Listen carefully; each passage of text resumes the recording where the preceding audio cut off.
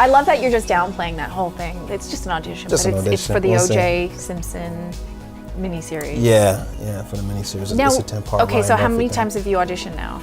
I've gone in, this would be my third time. And you know, I used to get so nervous You did. and in my head about it, and as you get closer, you know, obviously the nerves get more and like, oh my God, this can really happen. I don't even think that anymore. I treat it as if it's the first one. And so it's kind of like, all I can control is my performance. I can't control their decision. I don't know what they want, but I know this is what I can bring to it, and hopefully it aligns with what they want. Well, speaking of reading minds and getting into people's minds, iZombie. Yeah, zombie. Here's what I love about what I've seen so far of the show is that your character loves himself. Clive loves Clive. Clive is alive. My name is Liv. I'm a zombie. And when I eat a brain, I get visions. What did you just see? I saw who killed her.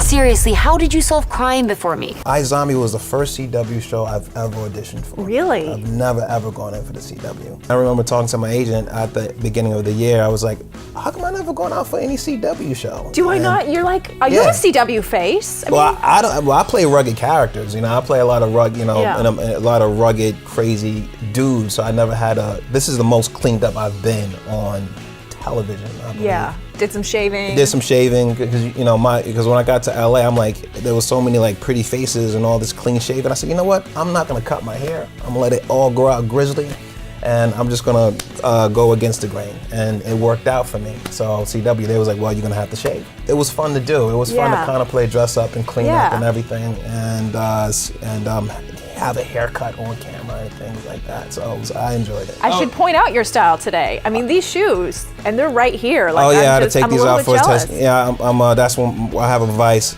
sneakers, Air Force Ones. Really? Yeah, I got a lot of Air Force Ones, so these are like the denim, part of the denim. How many do you have? Are you one of those people that has shelves at home? There's some in shelves, then there's a big pile of other ones that I've ones worn. you don't care about? Yeah, the ones that kind of Yeah, look, I mean, let's look at the bottoms of these. They're not even worn. Oh yeah, these are these are fresh. I want to know your best memory on set. I think one of them, I guess the one that's popping into my head right now is me and Raul was doing the scene. Me, Raul, and Rose are doing the scene. There's a lot of scenes in this morgue, and the dead bodies are real people.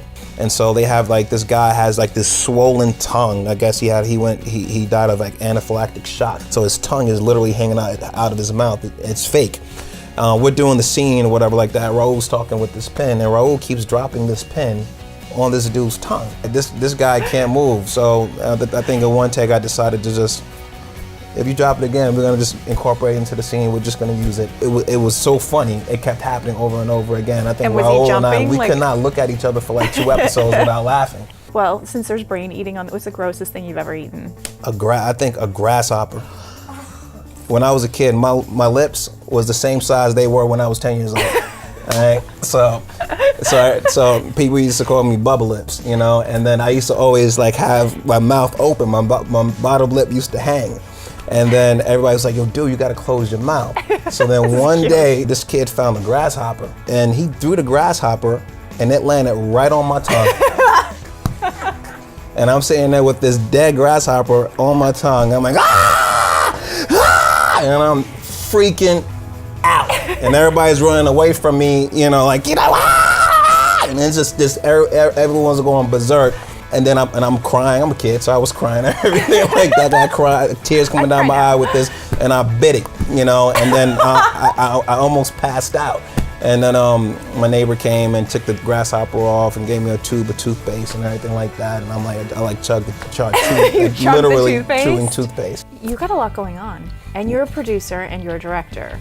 Yeah, I like to work behind the camera too. Yeah, I went to film school, and I interned at film studios. You know, growing up, it's just my love. I grew up in a theater, so as a theater actor, you have to learn how to stage manage, do lights and stuff. So when I got interested in film and TV, acting in front of the camera, I wanted to learn how things work behind the camera. So I spent years just working on tons of independent projects, music videos. Acting took off first, and so once And it afforded me an opportunity to actually produce and write and direct my own stuff. So now you got 2 films? No, I got coming 2 out? films. Yeah, I got 2 films. One film, we just did special event screenings in 132 theaters across the country for the last 3 weeks, and we're prepping for our legitimate, like, theatrical run. That's called Past the Light. And we have another film called Construction, which is a musical, romantic comedy that comes out this summer. What has sort of being behind the scenes taught you about being an actor? The thing, it makes you appreciate everyone, what everyone brings to the project. It's not just about me, the actor, knowing what, you know, the camera people have to do, focus pullers, the grips, the gaffers, and stuff like that, understanding how hard they have to work in order to make this vision happen. It's a very, very collaborative experience once you really, really understand, you know, what goes on. So it makes me embrace the community. You know, sometimes actors can go off and we'll be in our own little world and you never meet the crew and things like that. No, I want to know everybody. I want to know who's doing sound, who's in the grip. I want to know everybody because I really appreciate, you know, what they bring and understand how valuable they are to this production. I want to talk about Run All Night. It stars Liam Neeson and he plays This small, you know, actor no one's ever yeah, heard it's, of. it's a small little indie film. Yeah. No, it's him, Ed Harris, Joe Kinnaman, Common, and he pretty much plays a hitman, a retired hitman who's trying to protect his son from being killed by Ed Harris's character, who's like this powerful mob boss. And I play one of Liam Neeson's friend, who's also a cop, and pretty much the whole city turns against him. So you get to see whether my character turns against him or not. You're multi-talented. It was great having you in here. No, thanks for having me. Thanks for coming. Please come back again. Oh, sure, please. Thank you.